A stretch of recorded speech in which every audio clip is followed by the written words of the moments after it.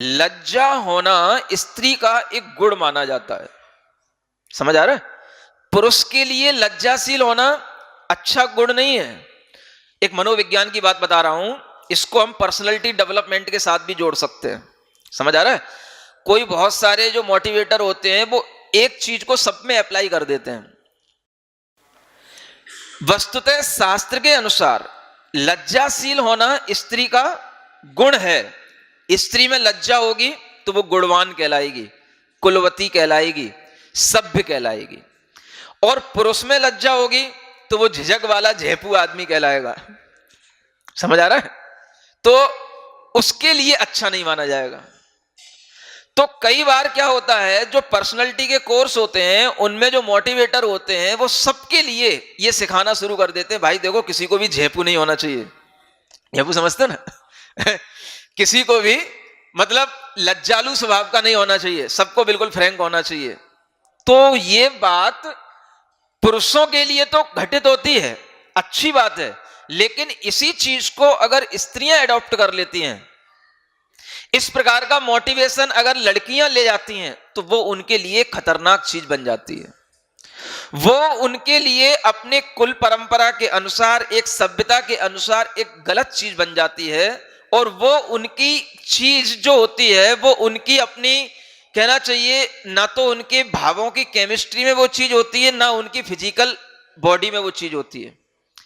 वो चीज उनके अंदर होना चाहिए। साहित्य की शैली में भी कहा जाता है, पहले भी लोगों ने जहां स्त्रियों, गुणवान स्त्रियों की चर्चा की है तो वहां कहते हैं स्त्रियों में लज्जा नाम का एक बहुत अच्छा गुण पाया जाता है, इसी के कारण से वो स्त्रियां अच्छी लगती हैं। पर्सनैलिटी उनकी डेवलप होगी किसके कारण से? उनमें एक लज्जालू स्वभाव हो। अब आप समझ सकते हो लज्जालू स्वभाव क्या होता है? क्या समझ आ रहा है? लज्जा का मतलब क्या है? थोड़ी सी शर्म होना, इसी को बोलते हैं ना लज्जा। शर्म होगी, थोड़ी सी लज्जा होगी तो क्या होगा?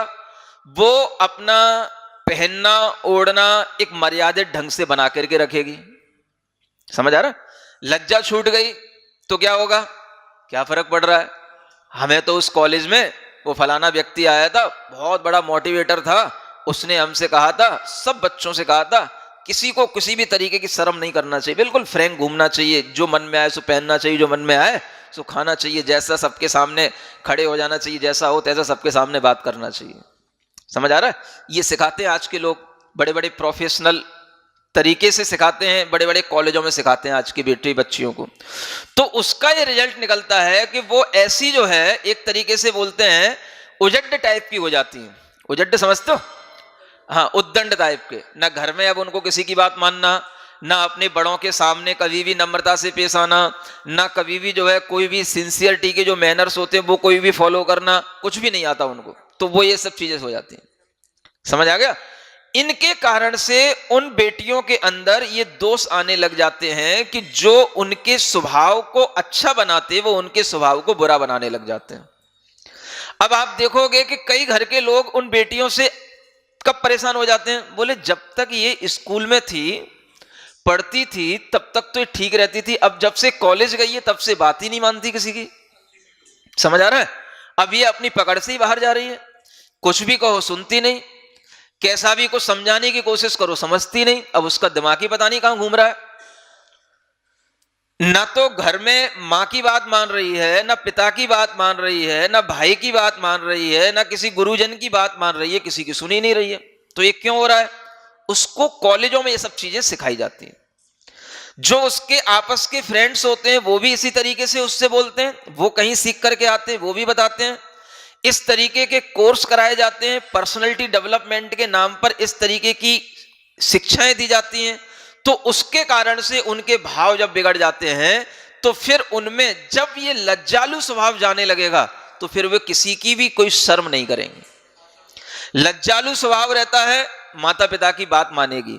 देखो माता पिता कह रहे हैं, 2 बार कह रहे हैं, 4 बार कह रहे हैं, हमें एक बार तो सोचना चाहिए कि वो क्या कह रहे हैं।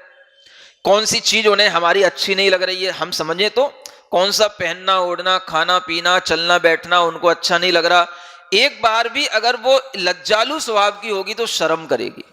समझ आ रहा? देखो स्त्रियों के लज्जालू स्वभाव होने से कितनी बड़ी बड़ी चीजें बच जाएंगी। वो कभी भी किसी के साथ में यदवा तदवा घूमेगी नहीं, किसी भी अनजाने व्यक्ति के साथ में घूमेगी नहीं। समझ आ रहा है?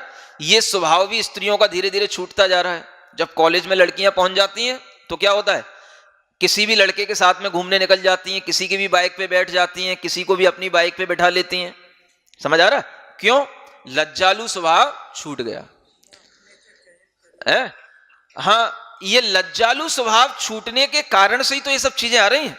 लज्जा रहेगी, कोई देख लेगा।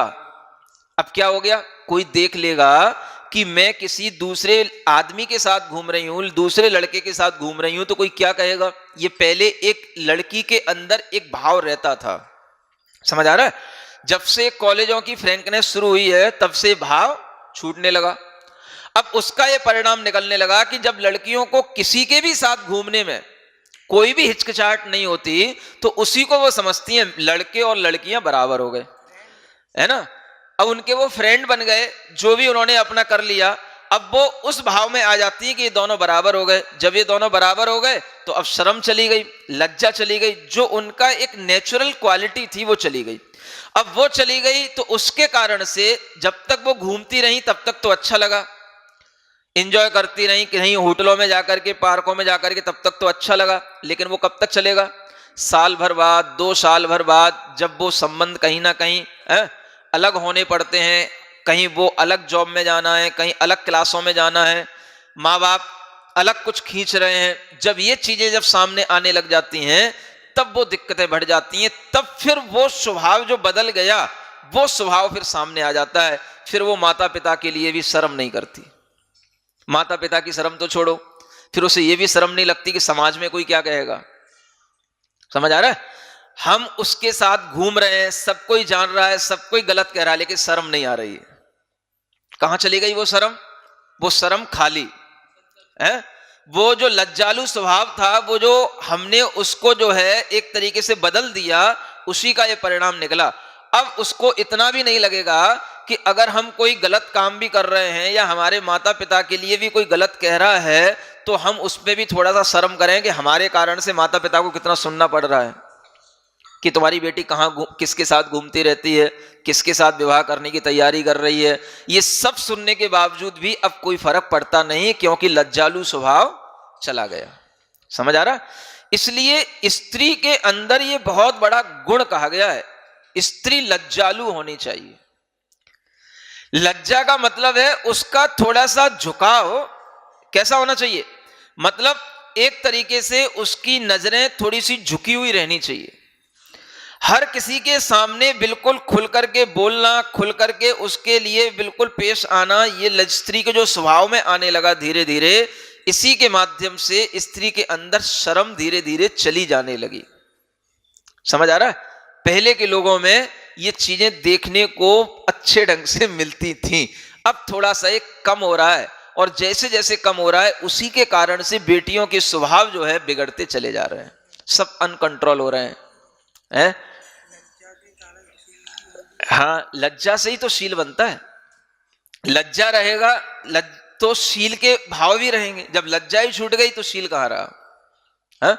पहले तो शील स्वभाव रहता था, तभी तो लज्जा के कारण से वो पर व्यक्ति के साथ में, किसी भी अनजाने व्यक्ति के साथ में खाना पीना, उठना बैठना, हंसना बोलना, ये सब नहीं होता था लज्जालु स्वभाव के कारण से। अब ये सब कुछ नहीं होता है।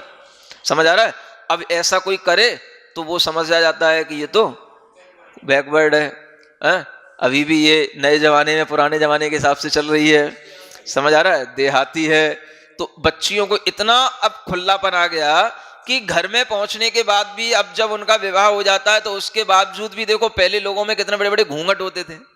समझ आ रहा है? हम कहते चलो बहुत बड़े होते थे, उतने बड़े भी नहीं होने चाहिए लेकिन अब तो बिल्कुल भी नहीं दिखते। समझ आ रहा है? तो घूंघट नाम की अब कोई चीज नहीं रही। पहले थोड़ा सा जिस पर घर में जाते थे वहां के जो एक माता पिता के तुल्य, जो क्या बोलते हो, सास ससुर, वो हुआ करते थे, उनसे भी थोड़ा सा घूंघट रहता था, लेकिन आज वो भी नहीं रहा। समझ आ रहा है? तो ये धीरे धीरे कहीं ना कहीं स्त्रियों की जो अपनी क्वालिटी थी उस क्वालिटी में अंतर आ रहा है, और उसी के कारण से जो शील स्वभाव रहता है उस शील स्वभाव में कमी आ रही है। और उसका नतीजा ये भी निकलता है कि उसके कारण से जो परेशानियां आती हैं, चूंकि हमारे मन में जो भावों की विशुद्धि होनी चाहिए वो नहीं रहती, पुण्य भाव नहीं रहता, तो उस शील स्वभाव की कमी के कारण से कई तरीके की आपत्तियां भी आती रहती हैं, कई तरीके की परेशानियां भी आती रहती हैं।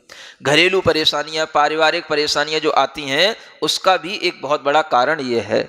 तो इसलिए यहां पर जो कहा जा रहा है कि स्त्रियों को हमेशा संवरित होकर के रहना चाहिए, माने हमेशा उन्हें अपने शरीर को ढांक करके रखना चाहिए, ये उनका स्वभाव है, और इसी में जो है वो रहेंगी तो अच्छी लगेंगी। समझ आ रहा है? ये जितना भी आज उघड़ापन दिखाई दे रहा है, ये एक तरीके से असभ्यता ही धीरे धीरे सभ्यता में कन्वर्ट होने लगी है। समझ आ रहा है? क्योंकि जब एक विचारधारा के जब 20 लोग 50 लोग इकट्ठे हो जाते हैं, तो उनमें अपने आप एक शक्ति आ जाती है, और फिर वही चीज जो है जब सामने आ जाती है, तो वही चीज गलत भी होगी तो सही लगने लग जाती है, स्वीकारता आने लग जाती है। समझ आ रहा है? तो आज जो हमें बेटे बेटियों के विषय में जो हमें परेशानियां आ रही हैं, उनमें जो परेशानियों का मूल कारण है अपने अपने स्वभाव में नहीं रहना। स्त्रियों का जो स्वभाव है वो उसी स्वभाव के अनुरूप चले, पुरुषों का जो स्वभाव है वो उसी स्वभाव के अनुरूप चले। तो अपने अपने स्वभाव में जब कोई चीज रहती है, तो हर चीज अपने नेचर, अपनी प्रकृति में ही अच्छी लगती है। आप देखोगे जैसे ही हम एक दूसरे की प्रकृति को चेंज करेंगे, तो वहीं से जो है हमारे सामने परेशानियां शुरू हो जाती हैं। इसी को हम कहते हैं प्रकृति के साथ खिलवाड़ करना। तो लोग प्रकृति का मतलब बाहरी प्रकृति समझते हैं। जैसे हम वृक्ष हैं, पानी है, जलवायु है, इसके साथ खिलवाड़ करके जो इसके हम अपोजिट रिजल्ट देखते हैं, वैसे ही मनुष्य की भी अपनी अपनी प्रकृतियां हैं। स्त्री की अलग प्रकृति है, पुरुष की अलग प्रकृति है। स्त्री अपने प्रकृति में रहे, प्रकृति माने स्वभाव में रहे, तो वह सही रहती है, और उससे जो एक जो कल्चरल एनवायरनमेंट होता है वो बिगड़ता नहीं है। ये एक बहुत बड़ी चीज थी जो धीरे धीरे आज की शिक्षा के कारण से बिगड़ती हुई नजर आ रही है। तो देखो, स्त्री का ये जो लज्जालु स्वभाव है, ये अगर बना रहता है, तो स्त्री की और भी जो क्वालिटियां होती हैं वो अपने आप उसी के साथ में बन जाती हैं और अच्छी लगती हैं।